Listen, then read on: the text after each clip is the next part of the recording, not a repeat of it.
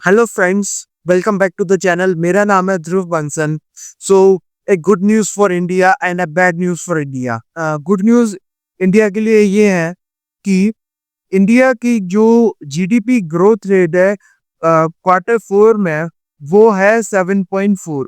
और जो इंडिया की जीडीपी ग्रोथ रेट है पूरी फाइनेंशियल ईयर में 2024 टू 25, वो है 6.5। That is bad for India. ऐसा क्यों? इंडिया की जो इकोनॉमिक ग्रोथ रेट है जो सब 4 साल में सबसे लो है, दैट इज 6.5। ऐसा बहुत सारे कारण की वजह से हो सकता है, लेकिन इस वीडियो में मैं आपको सब चीजें क्रिस्टल क्लियर कर दूंगा।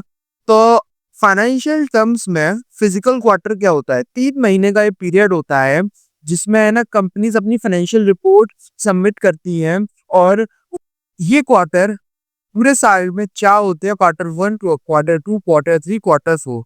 एक क्वार्टर में 3 महीने होते हैं, जैसे क्वार्टर वन में अप्रैल मई जून, क्वार्टर टू में जुलाई अगस्त सितंबर, क्वार्टर थ्री में अक्टूबर नवंबर दिसंबर, क्वार्टर फोर में जनवरी फरवरी मार्च। तो एक साल में कुल 4 क्वार्टर होते हैं। और अगर मैं आपको अभी तक समरी बताऊं, इंडिया की जो इकोनॉमिक ग्रोथ रेट है फाइनेंशियल ईयर 25 में 6.5 है, जो कि सबसे कम है। और जो क्वार्टर फोर था 2024 से 2025, उसमें सबसे ज्यादा ग्रोथ रेट देखी गई है 7.4। और ये सारे फैक्टर्स हैं जो कि रिस्पॉन्सिबल हैं लो जीडीपी ग्रोथ रेट इंडिया में 2024 से 2025। High base effect, manufacturing slowdown, global heat winds, high interest rates, uneven private demand, sectoral performance, export weakness, data revisions. तो मैं अब इंडिया की जीडीपी ग्रोथ रेट 1961 से 2025 तक बता रहा हूँ। इसमें कंसर्न की बात ये है, पिछले 4 साल में इंडिया की ग्रोथ रेट ये बहुत अच्छी हुई है।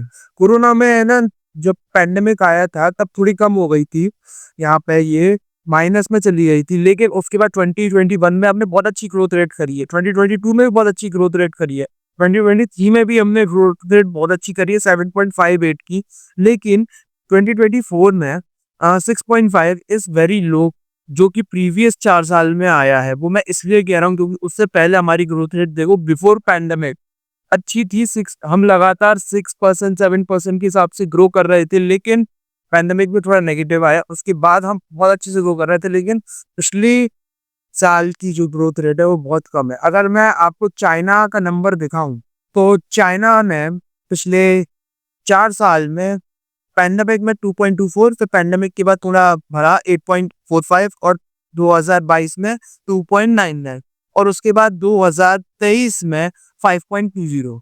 मैं इसलिए कह रहा हूँ ये जीडीपी ग्रोथ रेट बहुत कंसर्न की बात है, क्योंकि इसमें क्या होता है, जितनी भी हमारी जीडीपी ग्रोथ रेट होती है ये बताती है कि हम as a country, whole country कितना ग्रो कर रहे हैं। और अगर इंडिया को 2045 तक एक डेवलप्ड नेशन बनना है, तो उसके लिए हमें एटलीस्ट 10% की ग्रोथ रेट चाहिए हर साल।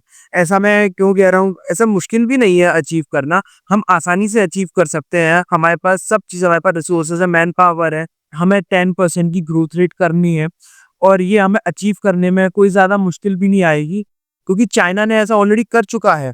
अगर मैं आपको ये डेटा दिखाऊं, ये यहाँ पे 1983 में, सोचो 1983 में चाइना ने 10.77 की ग्रोथ रेट करी थी। उससे पहले भी करा है, 1970s में 19.30 की ग्रोथ रेट करी है। उसके बाद थोड़ा डाउन गया है, लेकिन उसका कंटिन्यू चाइना ग्रो करता गया है।